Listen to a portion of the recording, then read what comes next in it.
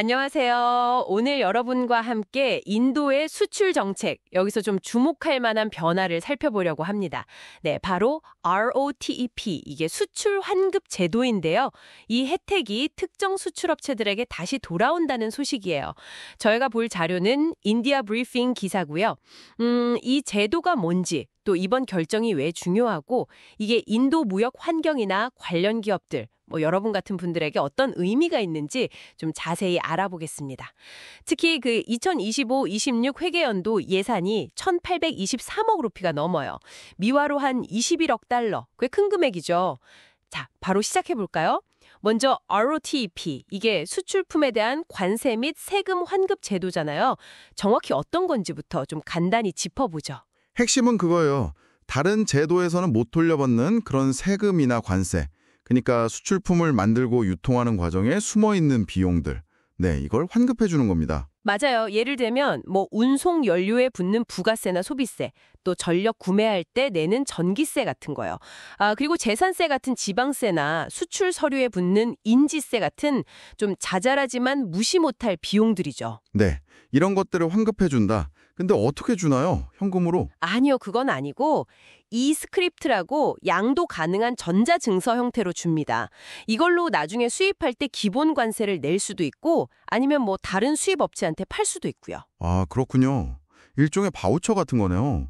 환급액은 어떻게 계산되고요? 그건 이제 수출 가격, FOB 가격 기준으로 일정 비율을 주거나 아니면 품목별로 딱 정해진 금액을 주는 방식입니다. 알겠습니다. 그럼 이 제도가 왜 중요한 건가요? 근본적인 목표는 그거죠. 인도 상품의 국제 가격 경쟁력을 높이는 거. 다른 정부 지원책들이 놓치는 그런 숨겨진 비용들 있잖아요. 그걸 보전해 주니까 결과적으로 인도 제품이 해외 시장에서 가격 면에서 좀 더 매력적이게 되는 거죠. 적용 범위도 꽤 넓다고 들었는데요. 네, 상당히 넓습니다. 섬유, 화학, 제약은 물론이고 자동차 부품, 농업, 식품 가공까지 어지간한 주요 산업은 다 들어간다고 보시면 돼요. 자, 여기서 이제 진짜 주목해야 할 부분이 바로 최근의 변화인데요. 2025년 6월 1일부터 특정 수출 부문에 이 ROTEP 혜택이 다시 적용된다는 거, 이게 핵심이죠. 네, 구체적으로는 사전 승인 제도, 그러니까 AA라고 부르는 거랑요. 수출 지향 단위 EOU, 그리고 특별 경제구역 SEZ, 여기서 활동하는 기업들이 대상입니다. 아, 네. 이 혜택이 원래 올해 2월 초에 중단됐었잖아요. 맞아요. 중단됐다가 이번에 다시 시작하는 건데 아마 여러 수출품 간의 형평성, 이런 걸 좀 맞추려는 의도로 보입니다.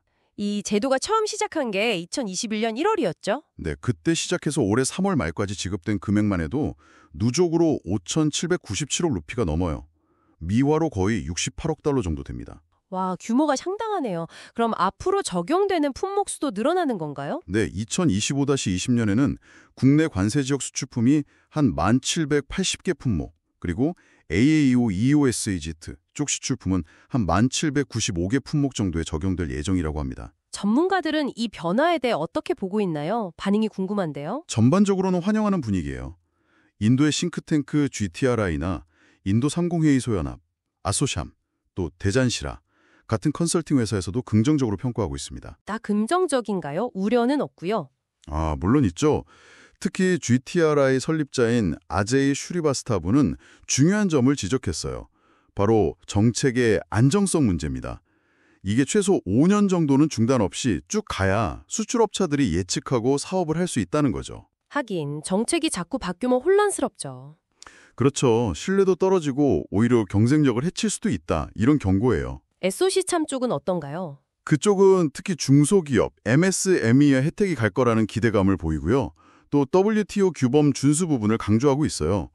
예전에 인도의 다른 수출 인센티브 제도, 그 MEIS라는 게 WTO에서 문제가 된 적이 있었거든요. 맞아요. 그런 일이 있었죠. 네, 그래서 이 ROTEP는 그런 무역 왜곡 보조금으로 분류되지 않도록 설계됐다는 점을 좀 부각하는 것 같습니다. 그렇군요. 설계 단계부터 신경을 썼다는 거네요. 네, 대잔시라의 크리시안 아가왈 같은 전문가는 이걸 단순한 정책 수정이 아니라 전략적인 재조정이다, 이렇게 평가하기도 했어요.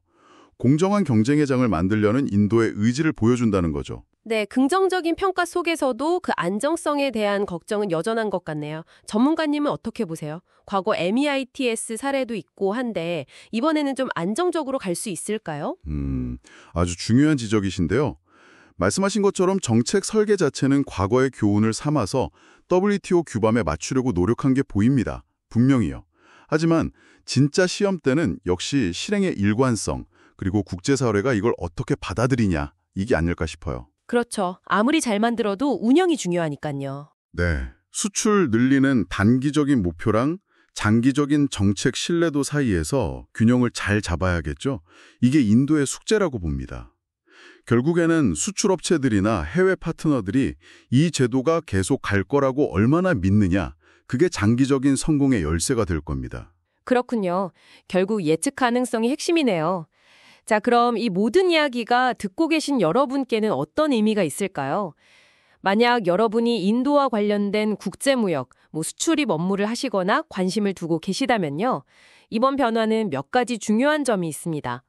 우선 인도 상품의 가격 경쟁력에 변화가 생길 수 있다는 점. 네, 그리고 이 스크립을 활용하는 수입업체 입장에서는 비용 절감의 기회가 될 수도 있겠죠. 그렇죠. 더 나아가서는 인도가 앞으로 무역 정책을 얼마나 안정적으로 운영할 것인가, 이걸 가늠해 볼 수 있는 하나의 신호로도 볼 수 있겠습니다.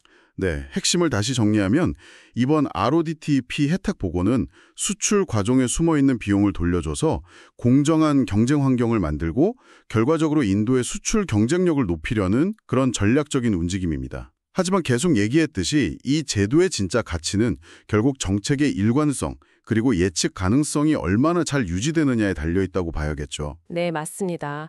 마지막으로 한 가지 질문을 던져보면서 마무리할까 합니다. 자료에서도 WTO 규범 준수 노력과 정책 안정성의 중요성을 계속 강조하고 있잖아요.